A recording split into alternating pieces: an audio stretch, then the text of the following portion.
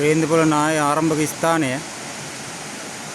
ඉතින් කිලෝමීටර් 6ක පමණ දුරක් මේ නාය මේ විදිහටම මිනිස්සුන්ගේ ගෙවල් දොරවල් යට කරගෙන මිනිස්සුන්ගේ ජීවිත අහිමි කරගෙන ගිහිල්ලා තියෙනවා.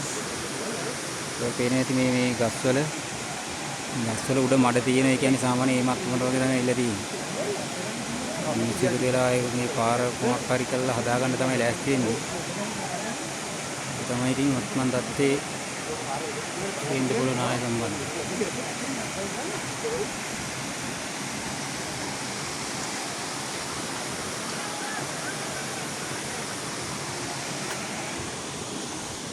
කවුරු කියාගේ විශ්වාස කරන්නේ කතා කරන්නේ